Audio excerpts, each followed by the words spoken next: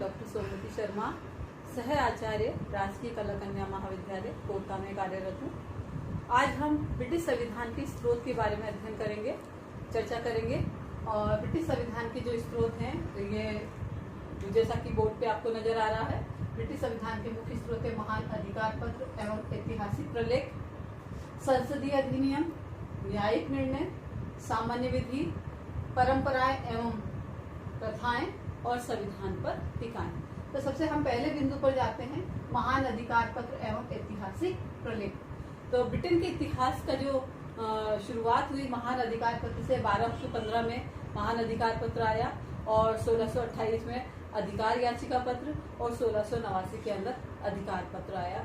और इन अधिकार पत्रों, इन तीनों ही प्रलेखों के माध्यम से ब्रिटिश संविधान के स्रोत का प्रारंभ माना जाता है। जेम्स एम विलियम ने महान अधिकार पत्र, अधिकार याचिका पत्र और याचिका पत्र को ब्रिटेन के संविधान की बाइबिल कहा है। तो इस प्रकार से ये ब्रिटिश संविधान का मुख्य स्रोत है। दूसरा है संसदीय अधिनियम। संसदीय अधिनियम भी ब्रिटिश संविधान के स्रोत के रूप में कार्य करते हैं, मुख्य है ये।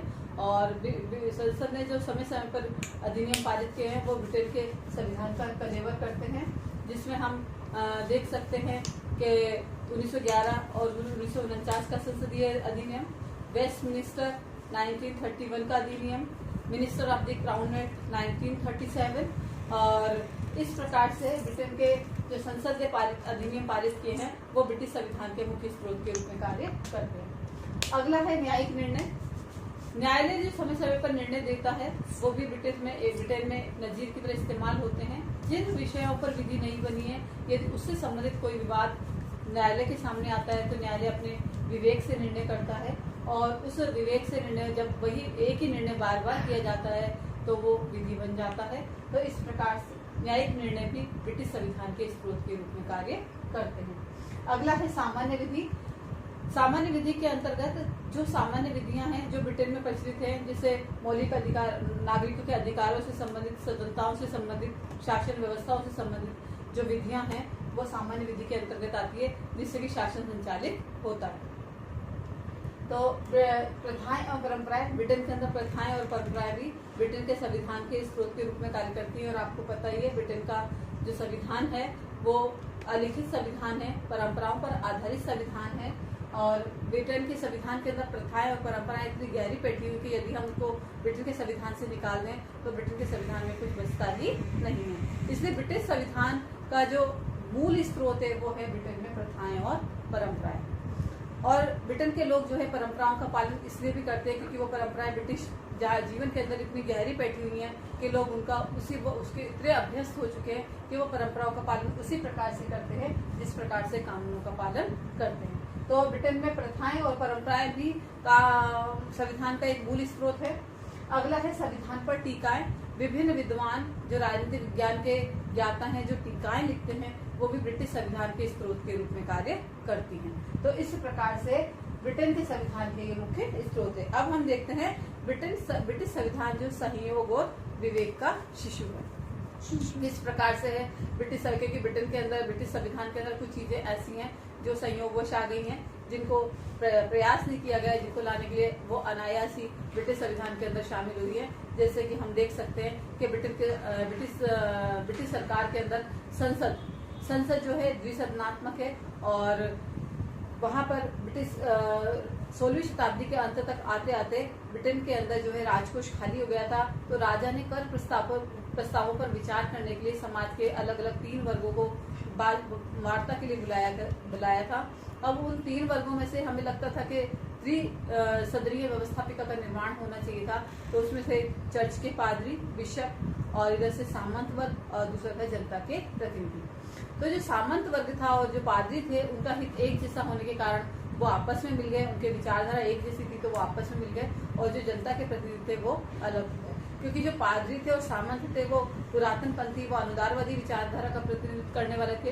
वो परिवर्तन पसंद नहीं करते, वो जैसे यथास्थिति को बनाए रखने वाले विचारक थे। और जो जनता के प्रतिनिधि विचारक थे वो प्रगतिशील या विकासशील सिद्धांतों के प्रतिपादक थे। तो इस तरह से लग रहा था कि त्रिसदनीय व्यवस्थापिका का विकास होना चाहिए था। लेकिन ब्रिटेन के अंदर द्विसदनात्मक व्यवस्थापिका का विकास हो। और ये संयोग से हुआ, इसमें किसी को कोई प्रयास नहीं करना पड़ा। इसी प्रकार से ब्रिटेन के अंदर जो मंत्रिमंडलात्मक शासन आया वो भी संयोग से आया, क्योंकि सम्राट ने अपनी सहायता के लिए, परामर्श के लिए एक संस्था रखी हुई थी जिसे हम प्रीवी काउंसिल के नाम से जानते हैं। उस प्रीवी काउंसिल की बैठकों में 16वीं शताब्दी के राजाओं ने जाना बंद कर दिया। जो जेम्स प्रथम थे उनको अंग्रेजी भाषा नहीं आती थी, प्लस उनकी राजनीति में रुचि नहीं थी, क्योंकि वे हैनोवर वंश के थे, उनको हैनोवर वंश में ज़्यादा है ना दिलचस्पी थी। तो उन्होंने प्रीवी काउंसिल की बैठकों में, मंत्रिमंडल की बैठकों में भाग लेना बंद कर दिया। जब मंत्रिमंडल की बैठकों में भाग लेना बंद किया तो मंत्रिमंडल के सामने ये समस्या पैदा हुई कि हमारा अध्यक्ष कौन होगा। तो उन मंत्रिमंडल ने ये डिसाइड किया हम में से ही एक व्यक्ति अध्यक्ष बनाया जाए, और बारी बारी से हर व्यक्ति 1 साल के अंदर एक अध्यक्ष बने, एक उपाध्यक्ष, इस तरह से हर व्यक्ति का नंबर आए। तो इस तरह से ब्रिटेन के अंदर ये परंपरा बन गई। ये संयोग से ही, ये अनायास ही हो गया कि ब्रिटेन के अंदर जो मंत्रिमंडल की बैठकों की अध्यक्षता सम्राट नहीं करेगा, बल्कि मंत्रिमंडल की बैठकों की अध्यक्षता जो प्रधानमंत्री के द्वारा की जाएगी। इसी प्रकार से ब्रिटेन के अंदर जो संस्थात्मक शक्ति पृथक्करण के सिद्धांत का पालन किया। मोंटेस्क्यू ने शक्ति पृथक्करण के लिए कहा था कि ब्रिटेन के अंदर शक्ति पृथक्करण होना चाहिए, व्यवस्थापिका, कार्यपालिका, न्यायपालिका तीनों अलग अलग होने चाहिए। आज भी ब्रिटेन के अंदर जो है व्यवस्थापिका और कार्यपालिका तो संयोगवश एक हो गई हैं, लेकिन न्यायपालिका को स्वतंत्र रखा गया है ताकि नागरिकों को न्याय मिल सके। और व्यवस्थापिका संस्थात्मक शासन होने के कारण जो है कार्यपालिका व्यवस्थापिका जुड़ गई है। कार्यपालिका व्यवस्थापिका के प्रति उत्तरदायी है। ब्रिटिश संविधान जो है विवेक का भी शिशु है, और विवेक के माध्यम से भी इसमें कुछ चीजें आई हैं जिसके अंतर्गत हम देख सकते हैं कि वहाँ राजतंत्र से जो लोकतंत्र में परिवर्तन हुआ उसको संयोग लाया गया है, उसको विवेकवश लाया गया है कुछ सीमाओं को छोड़कर। और उसको लाने में 1215 का महान अधिकार पत्र, 1628 का अधिकार याचिका पत्र और 1689 का याचिका पत्र बहुत महत्वपूर्ण प्रलेख है, जिसमें राजतंत्र से लोकतंत्र में परिवर्तन की इस यात्रा में।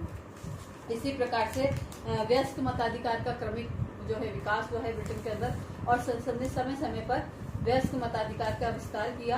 एकल सदस्य निर्वाचन का प्रणाली का उदय हुआ, गुप्त मतदान व्यवस्था का उदय हुआ।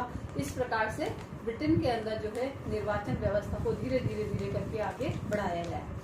इसी प्रकार से ब्रिटेन के अंदर जो संयोगवश आया कि पहले लॉर्ड सभा जो है महत्वपूर्ण संस्था थी, ये लॉर्ड सभा की जो शक्तियां धीरे धीरे करके लोकसभा के अंदर किस तरह से हस्तांतरित हुई, और लोकसभा जो एक जनता की चुनी संस्था थी वह महत्वपूर्ण अवस्था में आई।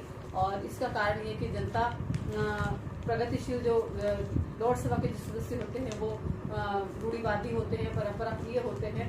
तो एक बार 1905 के अंदर जो प्रगतिशील बजट लोकसभा के द्वारा बनाया गया था वो लोकसभा से पास होकर जब लॉर्ड सभा में आया तो लॉर्ड सभा ने उसको पारित करने से मना कर दिया और उस पर उसको रद्द कर दिया, निरस्त कर दिया।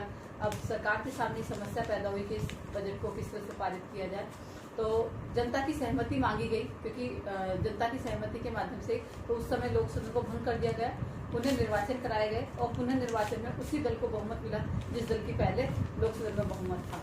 तो इससे ये साबित हुआ कि जनता भी उस प्रगतिशील बजट को पारित करना चाहती थी। तुरंत पुनः फिर लॉर्ड सभा की शक्तियों को कम किया गया 1911 के संसदीय अधिनियमों के माध्यम से कि लॉर्ड सभा वित्तीय क्षेत्र में कोई भी विधेयक जो है वित्त विधेयक कोई भी पहले लॉर्ड सभा में नहीं जाएगा, पहले वो लोकसभा में जाएगा और लोकसभा से पास होकर वो लॉर्ड सभा में जाएगा। लॉर्ड सभा उसको एक निश्चित अवधि तक ही अपने पास रख सकती थी, और लेकिन वो अवधि भी बड़ी थी। यही कारण था कि 1949 के अंदर एक और विधेयक पारित किया गया जिसके अंदर इस लॉर्ड सभा की वित्तीय शक्तियों को बिल्कुल कम कर दिया गया। तो इस प्रकार से यदि शासन के अंदर गतिरोध आएगा तो उसको विवेक के माध्यम से उसको रोका भी जा सकता है। इसी प्रकार से लॉर्ड सभा की रचना में भी सुधार किया गया पियरेज एक्ट के तहत, और सम्राट को यह अधिकार दिया गया कि वो लॉर्ड सभा की रचना को संरचना में सुधार कर सके।